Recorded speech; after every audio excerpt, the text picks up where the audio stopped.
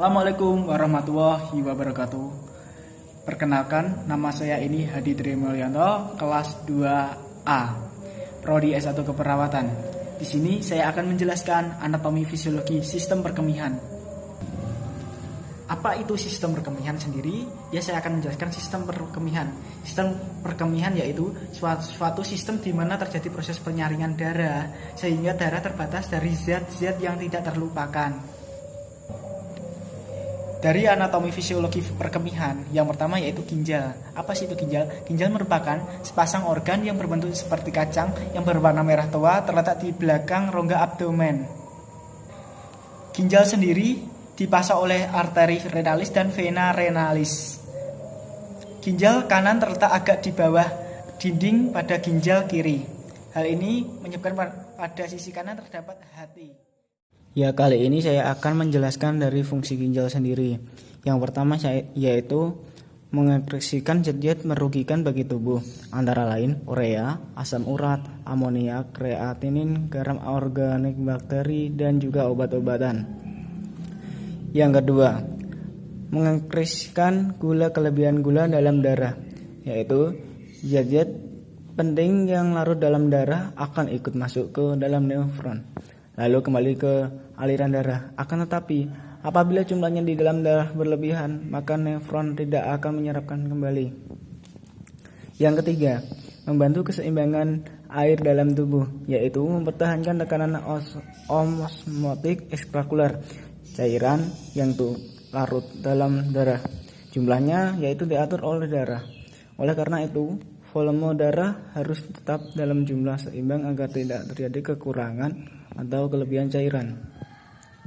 Yang keempat, mengatur konsentrasi garam dalam darah dan keseimbangan asam basa. Jika konsentrasi garam dalam darah berlebihan, maka akan terjadi pengikatan air garam. Yang kelima, ginjal mempertahankan pH plasma darah yang kisaran 7,4 melalui pertukaran ion hidronium dan hidroksil. Akibatnya urina yang dihasilkan dapat bersifat asam pada pH atau alkalis pada pH 8. Ya, kali ini saya akan menjelaskan bagian-bagian ginjal. Yang pertama yaitu kulit ginjal atau yang disebut dengan korteks. Pada kulit ginjal terdapat bagian bertugas melaksanakan penyaringan darah yang disebut nefron. Pada tempat penyaringan darah ini banyak mengandung kapiler-kapiler darah yang tersusun bergumpal-gumpal disebut glomerulus. Setiap glomerulus dikelilingi oleh simbabroman dan gabungan antara glomerulus dengan simbabroman disebut badan Malpighi. Yang kedua, sumsum ginjal yang atau disebut dengan singkatannya medula. Sumsum ginjal terdiri dari badan berbentuk kerucut yang disebut piramid renal. Dengan dasarnya menghadapi korteks dan puncaknya disebut apex atau apabila renis. Mengarah ke bagian dalam ginjal, satu piramid dengan jaringan korteks di dalamnya disebut lobus ginjal. Yang ketiga, rongga ginjal atau yang disebut pelvis renalis. Pelvis renalis adalah ujung ureter yang berpangkal di ginjal berbentuk corong lebar, seperti berbatasan dengan jaringan ginjal. Pelvis renalis bercabang 2 atau 3 disebut calyx mayor yang masing-masingnya bercabang membentuk beberapa calyx minor dan yaitu langsung menutupi papilla renis dari piramid.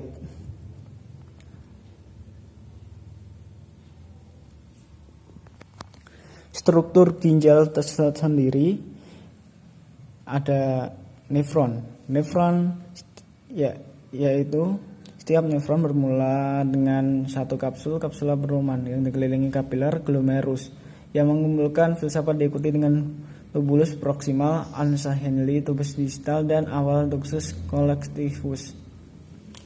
Bagian-bagian nefron sendiri yaitu ada elektromikropis glomerus, aparatus Juncker glomerus, sawar ginjal. Yang kedua, proximal convoluta. Yang ketiga, gelung Henle atau Henle-Hensel. Yang keempat, tubulus distal convoluta. Yang kelima, ductus collectis medulla. Ginjal yaitu yang diliput dengan adanya sirkulasi ginjal. Ginjal mendapat sekitar 20% dari curah jantung. Darah ini dari aorta abdominalis yang berfungsinya bercabang arteri akan masuknya ke ginjal. Arteri ini berpasangan kiri dan kanan. Arteri renalis bercabang menjadi arteria interboralis, kemudian menjadi arteri arcuata. Yang berikutnya ureter. Ureter merupakan perpanjangan dari tubular yang terdiri dari saluran pipa berotot masing-masing bersambung dari ginjal ke kandung kemih, vesika urinaria. Panjangnya kurang lebih 25 cm sampai 30 cm dengan penampang kurang lebih 0,5 cm. Ureter sebagian terletak dalam rongga abdomen dan sehingga terletak dalam rongga pelvis. Lapisan dinding ureter terdiri dari dinding luar jaringan ikat jaringan fibrosa. Yang kedua, lapisan tengah lapisan otot polos. Yang ketiga, lapisan sebelah dalam adalah lapisan mukosa. Ya, kurang lebihnya segitu dari penjelasan saya. Atas nama saya Hadi Trimulyanto. Kurang lebihnya segitu video ini yang dengan berbasis anatomi fisiologi dengan gambar sistem perkemihan. Bila ada kesalahan saya minta maaf. Wassalamualaikum warahmatullahi wabarakatuh.